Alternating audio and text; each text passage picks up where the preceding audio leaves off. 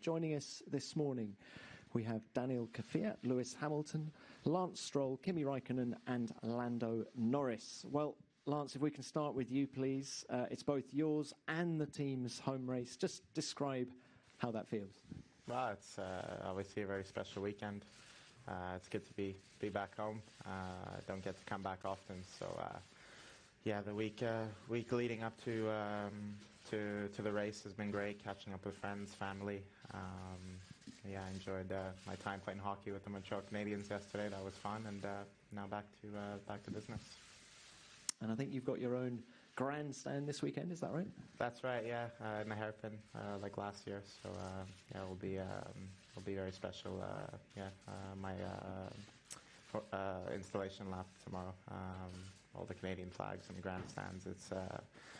It's one of the best weekends on the calendar, and definitely the highlight of my season. Well, let's hope Sunday's race lasts longer for you than it did last year. Tell us about the car's potential here at the Circuit Gilles Villeneuve. What do you think you can achieve? Yeah, I mean, historically, it's been a track that's suited our car. Of course, it's a new year, and the competition in the midfield is very tight. But I think there's opportunity for us this weekend. It's been a challenging couple events in Spain and in Monaco, not managing to score points. But we're looking to turn that around this weekend. Well, you have scored points in Australia and Baku. Qualifying seems to have been quite tough for you so far. How does the car feel on light fuel? Is it very tricky? At times I think we've unfortunately just missed out, and there's reasons behind why the performance has been poor, but it's definitely a focus point, and we'll be working on it moving forward. Thank you, Lance. Good luck this weekend. Daniel, if we could come on to you, please. Your best ever result with Toro Rosso in Monaco, where you finished 7th. Fair to say one of your best races? You know how it's in Monaco. You start, and pretty much from there the positions are consolidated. But it was good to get this kind of off the way. It was a very good day for myself, for the team, and to be honest, the whole weekend felt quite good in the car, and good qualifying, and lately it's been becoming better and better, so I'm pretty happy with how the things are going and where they're moving. So we just hopefully will carry on the momentum and bring it into here as well. You say it's getting better and better. Would you say your own performance is getting better and better? Are we seeing the best Kvyat we've ever seen in Formula One at the minute? Perhaps, yes. I wanted to come back to F1 as an improved version of myself, and I think I'm managing to do that so far, and hopefully that will be getting again better and better. So. And you're equaling a bit of a record this weekend with your former teammate Jean-Eric Vergne. You are starting your 58th race for Toro Rosso, which is a record, and you're only 25. How does that feel, and how has the team evolved in that time as well? It made me feel very old now, so I'm happy with where the team is going, to be honest. I saw a lot of things in Toro Rosso. Now I think I'm happy with the team around me, and I'm quite happy there. And the guys are doing a very good job this year. I think improving many things that in the past maybe was holding this team back. And I'm happy to contribute to help the team to improve these things. Good stuff. Well, good luck this weekend. Thank you. Thank you, Daniel. Lando, if we could come on to you. Your first time here in Montreal, what are you expecting from this racetrack? Walls are pretty close. I think it's pretty difficult to say. I've obviously done my share of sim work and preparation, and seen some onboards and whatever. So just what the usual is. But it's a new weekend. Monaco didn't go quite so well for me, but it's an exciting one from what I've seen in the past. It looks a fun track. It's a fun track to drive, although it's pretty tricky. So yeah, I'm just looking to have fun. Hopefully some racing on Sunday, and I guess our aim for the whole weekend is from before we can go into the more details, let's say, is to get into Q3 and have a points finish. But the midfield is very tight, like Lance said, so it's going to be tough. We just need to make sure we're the front of that, and just give it our best. And the intra-team battle between you and Carlos is proving pretty tight this year, just 6 points between you. How's the working relationship between the two of you? It's going pretty well, actually. I mean, I've had teammates, and you have teammates in other categories, but it's always different when you get to Formula One. A lot of people, I don't know, people try and make it a lot more of a fierce battle between teammates, and a lot of media and everything always look into that kind of thing. But we're having good fun. We get along very well. We're friends away from the track, and we've had a lot of fun so far this season. There's been no conflict. There's not been any points so far where we've had different decisions or different opinions on different things. We've gelled pretty well, and I think that's, for the team anyway, has been very positive. We have similar comments, still have different feelings and prefer different things on the car, but we work together, which also helps the team improve, go in a similar direction, and that's very, it is a positive thing. Looking ahead to the future, trying to improve the car and become a better team. So, yeah, it's been good fun. I'm sure it's going to improve and help things going forward. You say you're looking to improve the car. Tell us a little bit about the car, because it would appear that the performance fluctuates a little bit from track to track. Is that a fair assessment? I think if you look back, I don't know, the one standout one was obviously China, and that was just not a good weekend altogether for us as a team. But we bounced back pretty well, and apart from that, we've been fairly strong. Top 10 contenders, let's say, in every other race weekend. But I think just because the midfield's so close, and it's 4 teams, 5 teams. Different teams are better in different areas and different tracks, and it's hard to maybe make those differences sometimes more than others. So I know coming into this weekend, it's just going to be another one of those times where we could be very strong, we could be not so strong, but we never really know. Although we have our assumptions on what the car or where the car is good and where it's bad, and other teams as well. It's always a different track and different when you actually go out and drive. So it's getting there, it's improving slowly, but it's not where we want it to be yet. Okay, thanks, Lando. Good luck this weekend and enjoy yourself. Kimi, coming on to you, we've heard about the performance of the McLaren. Tell us a little bit about the Alfa Romeo. The season started very well for you guys, but it appears to have dropped off in the last couple of races. Why do you think that is? Obviously, we were not that fast. I mean, I think... definitely not what we wanted, but in Monaco, if you qualify badly, that's pretty much where you're going to race, and that's a bit, after Saturday, after first few laps and after the pit stop, you are where you're going to be.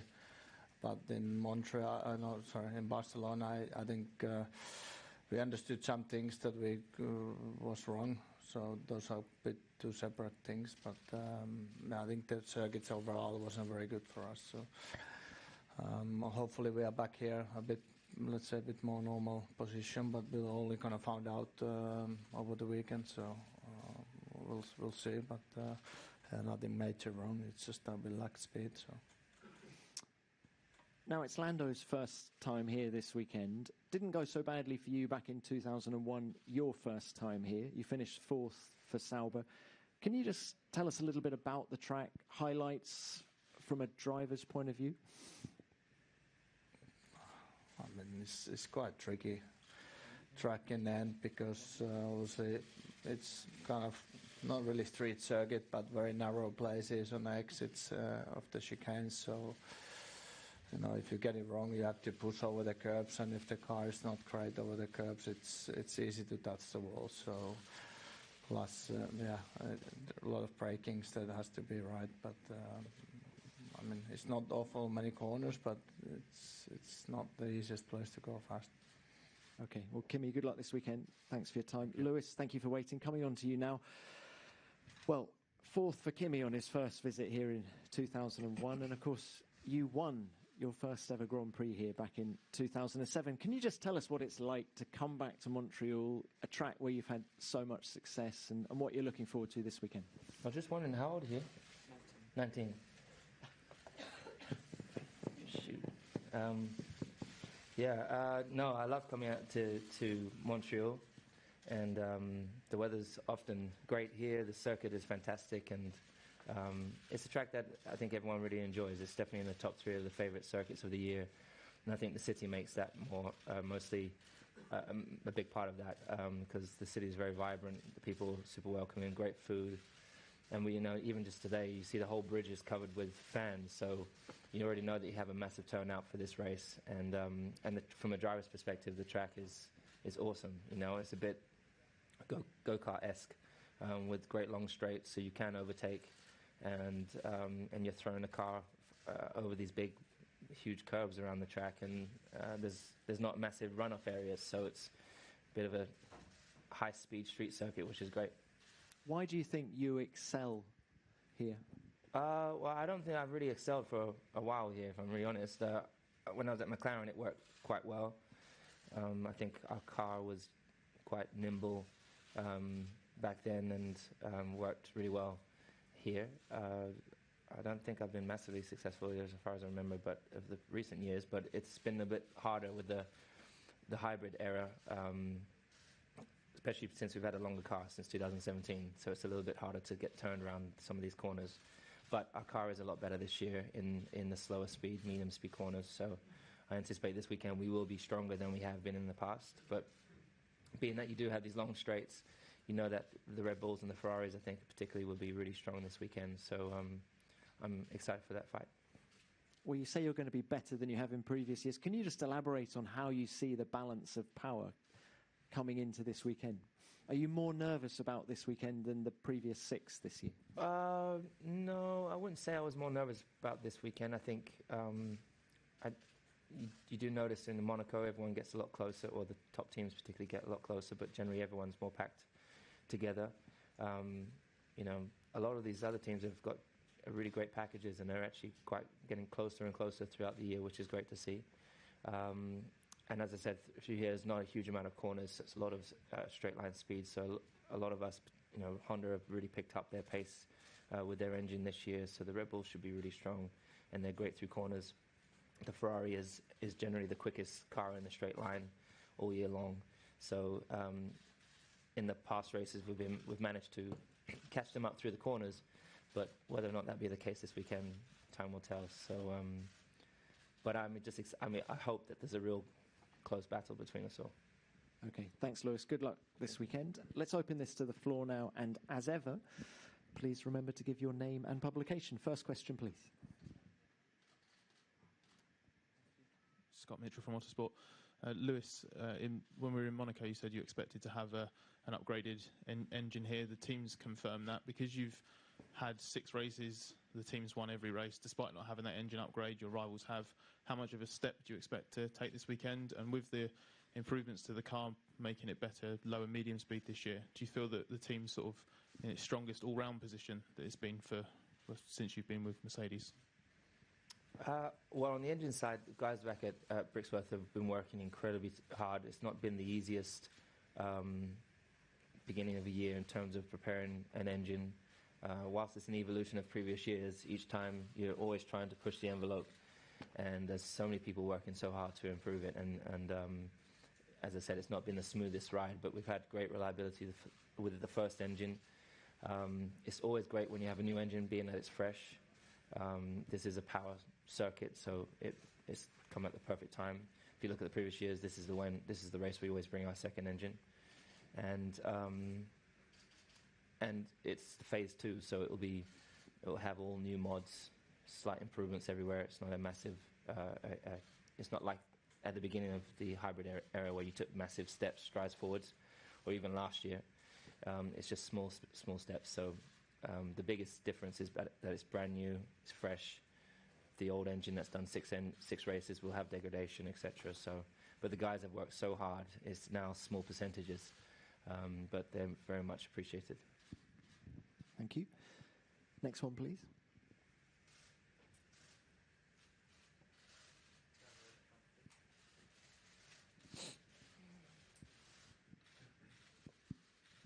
A question for Luis, Andrea Cruz, Gazzetta dello Sport. Luis, you come from two difficult life period, not about yourself, but we have the funeral of Nicky. Then there was the death of the poor kid, Kerry. I know that you tried the inspiration in Spain on this poor guy, and I would like to know if all these two things can give you stimulate more for this Grand Prix to honor the memory of Nicky and the memory of the young guy. Thank you. Well, I don't know if it stimulates more. I think it's just as you go through life, when you see these things happen or you experience certain things, you naturally grow through it. I think, naturally we continue to race with Nicky in our hearts, and that's not going to stop. So we always want to continue to make him proud. Of course, devastating. I can't understand how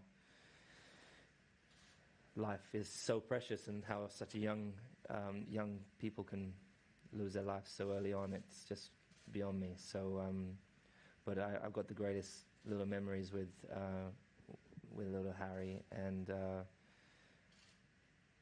God has another angel. So, but coming into this weekend, we've all got to stay positive. I've got a lot of people relying on me to continue to do the job. So it's just strange how the world just continues to move on, you know. The world just continues. So what's really important for each and every single one of us is we all have our own lives, and we don't know how long or short they're going to be, but you just got to maximize with every opportunity. So every day that I have, I'm trying to grow, trying to be as the best I can be, do what I love, regardless of people's opinions, and just live the life to the fullest. Thank you, Lewis. Next question, please. Hi.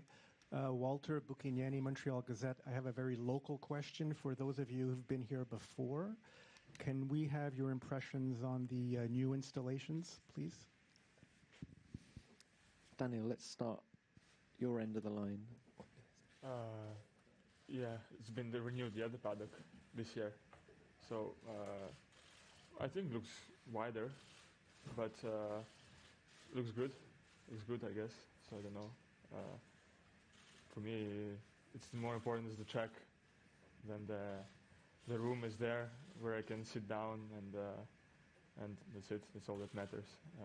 The track is fine. I think some other things stayed old, so it's good. It's always good. Always welcome the renovations. Lewis, the new facilities here? It looks beautiful. I've not really seen much of it. Obviously, we're in it now, but it's only taken the 13 years I've been here for him to put it together. Being it's one of the most attended races, I'm surprised they didn't do it sooner. But it's great that they have. It means they've made a real investment. It means this track's going to be here for a long time, as it should be. They're still working on the road works outside. That bridge, I swear they've been working on that since I started in Formula 1. So it's never. I don't know if it's ever going to get done, but maybe they should hire the same people that did this building, because they've done a good job. So. And Lance? Yeah, it's beautiful. It's great for the city, great for the Grand Prix, and I hope it sticks around, because we all think it's a great place to come race. It's awesome to drive around here, and there's great racing as well. Really pleased for Montreal, and let's enjoy it. And Kimi?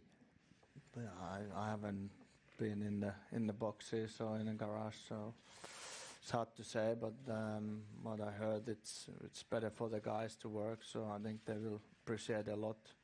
But I think you get the very honest answer from them if you ask after the weekend how was it. But I'm sure it's better for them to work and for everybody to hear. So that's a good thing. Okay, thank you. Next one, please.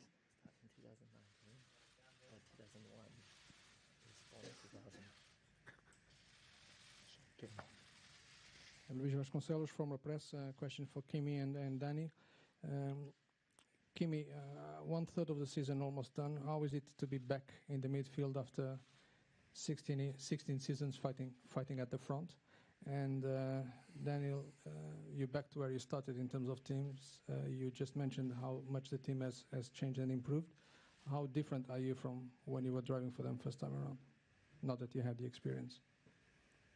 Should I? Yeah, I think like I said also before, I think the team is moving in a good direction. I think in the winter there was sort of a plan to improve certain areas, which like in the past weren't fantastic, and important is to see that it's getting better.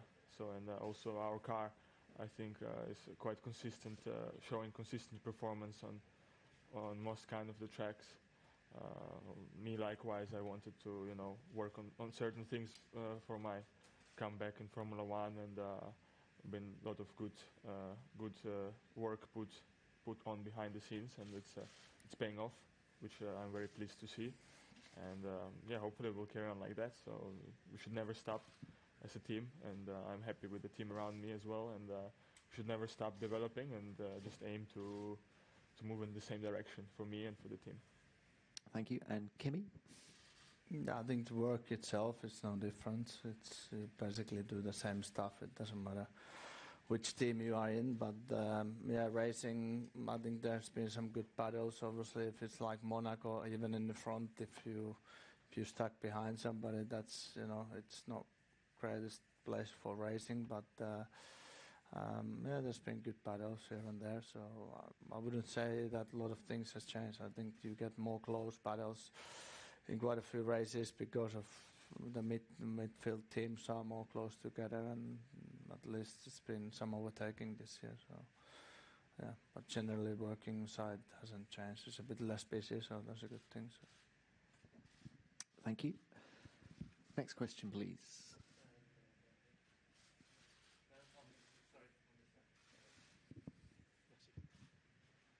Hi, Philippe Lagu from 98.5 FM radio station. I have a question for Lewis. We've talked about Niki Lauda, and it was quite a loss. But here, I would like, for our local audience, I would like to have your personal input, because I heard you, or I read somewhere that he made you a better driver. Can you elaborate on that, please? Well, Niki, he never talked to me about driving. As racing drivers, we don't really do that necessarily. I mean, he hired me to do a job, so he didn't hire me to then tell me how to do the job. But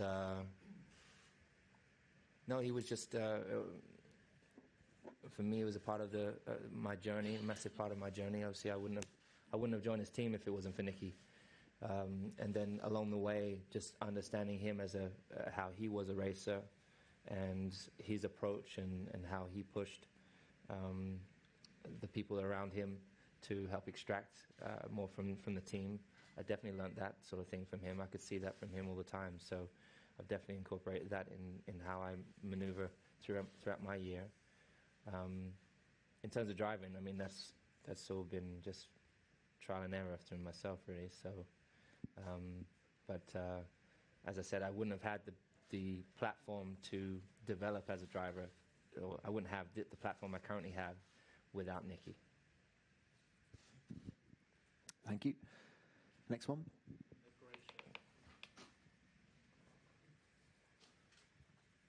Stu Cowan, Montreal Gazette. It's a question for Lance. What do you like most about this track, and what's the most challenging and/or fun part of it for a driver? I think just the technicality of it in general. It's got a lot of character.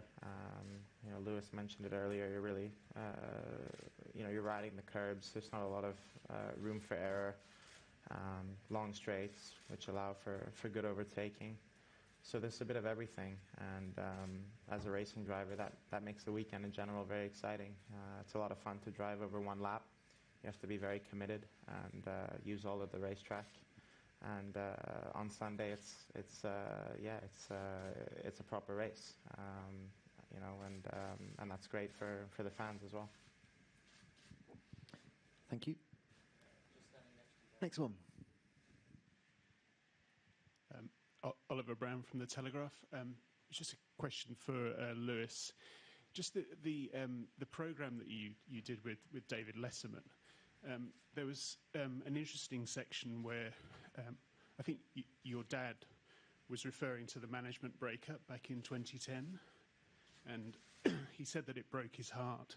I just wondered if you could reflect on how difficult that period was and how much more it makes you appreciate the relationship you have with him now.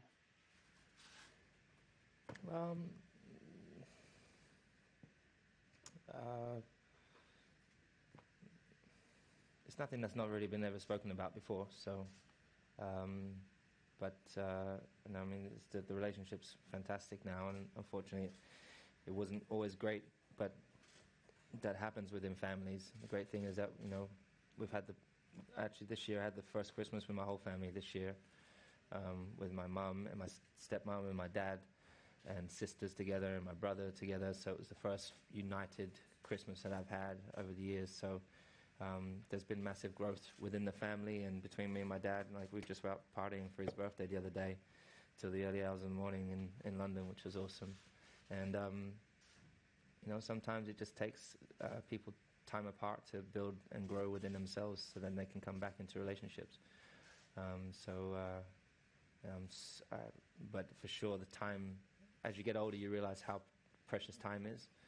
I've got friends who don't have their dads any longer, and some that didn't speak to their dads for 20, 25, 30 years, and I never ever want that to happen.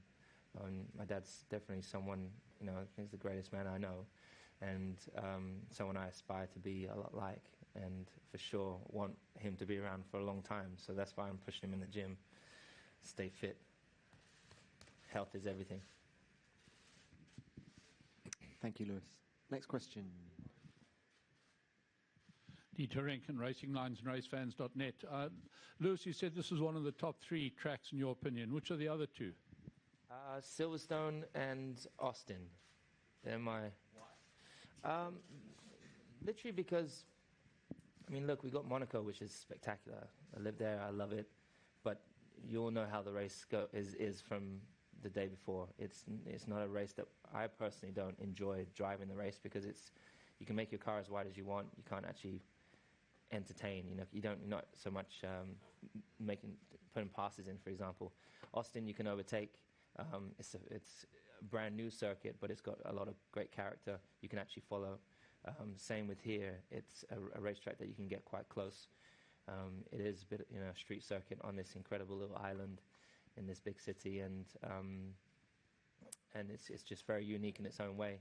It's very high speed braking, big stops, and as I said, big curves. And then the Silverstone Grand Prix, that track is naturally very got a lot of history. The layout is just incredible. It's all high speed and medium speed, and it's really kind of the ultimate test of probably all the tracks. Probably the ultimate test of the downforce of a car. And you've got some of the coolest sections: Copse, Maggots, Beckett's, Stowe. Those sectors, that whole combination. I don't think there's many tracks in the world that have a better combination of corners, in my personal opinion.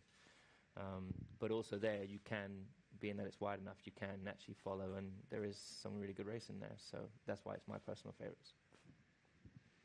Thank you. Next one.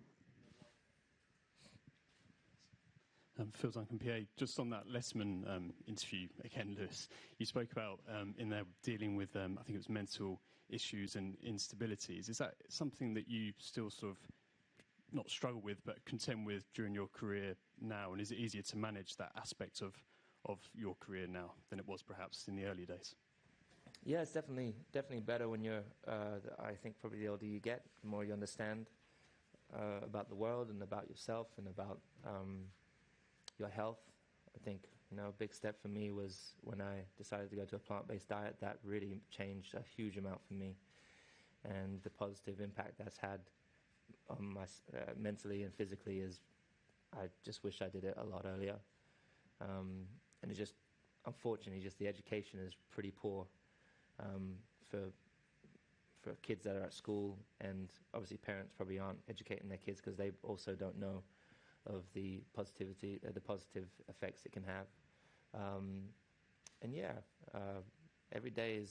not every day is easy. You still come across humps, and but I feel every year I'm gaining new tools to be able to handle and deal with them, and learning new things all the time. So definitely the best place I've ever been. But I think you've really seen that that shift over the past years, and I don't think that's ever going to stop. I think it'll continue to learn and grow and improve. Thank you. Next one.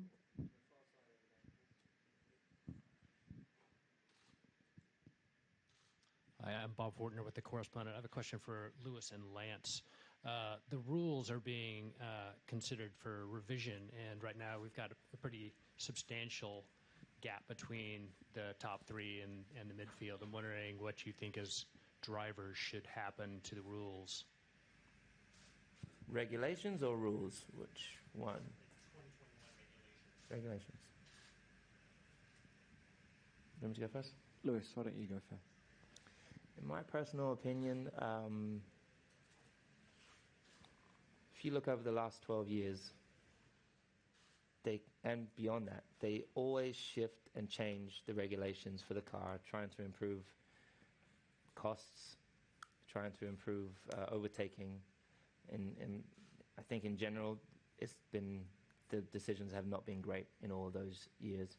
And you've got Liberty that's taken over now, and you still have the same issue of people are not so excited. You still have that separation between all the top wealthier teams and the lower teams. I think there's more to it than just changing the regulations of the car. That continues to be a fundamental issue. But there's also the entertainment aspect. If you look, every weekend is the same 4 days for 21 weekends in a year, and that format's never changed. So I think that's also the entertainment aspect of it has to probably shift to suit different tracks. You know, you've got Monaco, which you can't overtake. Maybe you have 2 races there. I don't know what it is, but I don't have the answers for it. But I think you need to have a look in. That element needs to have a real look into, because the fans are the reason that we're able to continue to do what we do. And I see, whilst there's a lot of people here, there are races that there's not big attendance. The promotion is perhaps not always the best in some places. People do continue to comment that it's boring, because you still have a period of time where Ferrari win for a period of time, McLaren win for a period of time, Mercedes, Red Bull. How you stop that? I mean, that is definitely a part of the regulations, but I think on a more global scale, I think there needs to be some more changes even outside of the regulations, in my opinion. And I think Ross and that hopefully are thinking about that for 2021. But ultimately, if I had a choice, I would go back to V12, naturally aspirated engines. I would have manual gearboxes. I'd make it harder for the drivers, take away all these big runoff areas that you have everywhere. Should not have steering assist, or even if you do have steering assist, you've got to have it low. I like having it low, so it's harder for me. It should be the most physical. You should be just so physically exhausted after the race, to the point it should be just so exhausting, like a marathon. And sometimes you do these races and you can get up, and I could do a race. I could probably do 2 or 3 races in a row. And Formula One should not be like that. And you know, also it's a man's sport, you know, and a lot of youngsters come in and it's quite easy for them to get straight into it. But I do think it should be the most physically challenging, and probably why it's not a lot of us drivers are able to go for a long period of time is because we can handle it. So yeah, there's a bunch of different things I have. Lance, your thoughts? Yeah, I mean, I think closer racing to start off with is the main thing. I mean, there's a bunch of other factors which could use change, but I think closer racing, budget caps, to make the field more equal would be much more exciting. You know, you look at the NHL, the NFL, the NBA. You know, the teams are so close, and on any given Sunday in the NFL, any team can win, and that's because it's capped properly, it's managed properly, and that allows for exciting competitions. And it would be great to see the same thing in Formula One, where instead of a second and a half, 2 seconds between the field, it comes down to tenths. I think that would really spice things up. And then, of course, closer racing, regulation changes to allow us to race wheel to wheel, which I know is definitely a focus point. So really, all these things. We need better tires. We need better tires. Okay, next one. Let's not put it down well.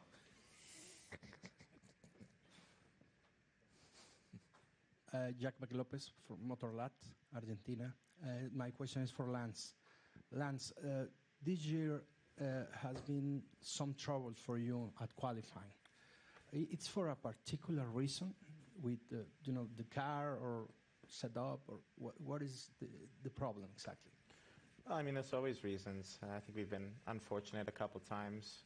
Traffic here and there. There's always things, but.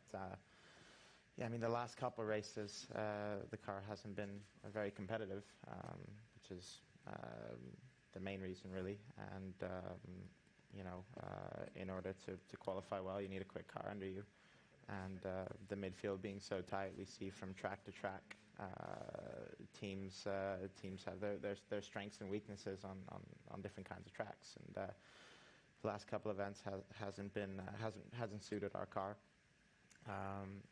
And then, I mean, there's definitely things on my side that I need to work on, get to grips with the car. It's, it's a new car, a new environment for me, and I need to, work on my weaknesses and build on my strengths. On a positive side, the race pace has been very good. We've, managed to score points in a couple of events, but we definitely want to be consistently more often in the points and fighting up at the front. That's the goal. Thank you. Any more questions?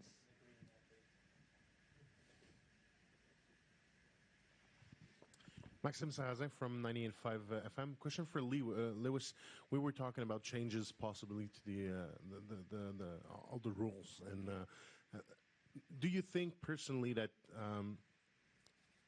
that drivers should have louder words through all those changes for future time being? And what is the legacy you really want to leave as a pilot, personally? Well, all the drivers are united for the first time. We're all part of the GPDA, so we are all united. We all work together. We all communicate. Unfortunately, the technical regulations is done by the people with power, with money, and we generally have a little say, if any, as to what changes will take place. I mean, ultimately, we know what it's like to race. We know what the challenges are, and so we're very open to being a part and being a part of it and contributing any of our ideas, and because we all do have naturally ideas, and we all know where the limits are. One of the guys that works with us, Alex Vorts, for example, an ex-driver, he also knows and understands, because it's pretty similar to when he was racing in terms of issues. So we do want to be a part of the conversation, because ultimately we can help for the future. Also, a lot of the things that we push for are for the younger generation of drivers. Things that we change for rules for the driver's side of things is so that the younger drivers that are coming through will benefit from those things. In terms of my legacy, it's difficult to say, really. I think there's so many elements that are to be worked on. I mean, ultimately, I want to somehow find some more help pave the way for some younger drivers to come through from a similar background to myself, for example. That means getting involved in go-karting from the early phases of motor racing. I mean, it's so expensive now to race go-karts. I think when I started, I think me and my dad told me he spent £20,000 in his first year, which was a huge amount of money from where we come from, on a council estate in the UK. And then, but for today, to do a professional season of karting, it's in the hundreds of thousands of dollars, like $200,000 or $300,000 or something. That's to be a professional.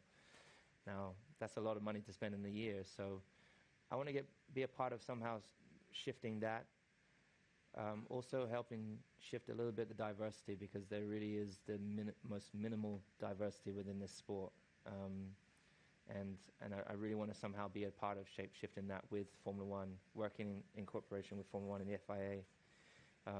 I don't know why there's not enough university students, engineers, mechanics, and even within the media coming through from more diverse backgrounds. It's just, I don't know why that's always been the way it is today, but I see a real opportunity there to be a part of shape-shifting that. So that's ultimately in 20 years' time, I want to look back and, well, if I ever hear someone whispering, they would say that I was a part of shifting that.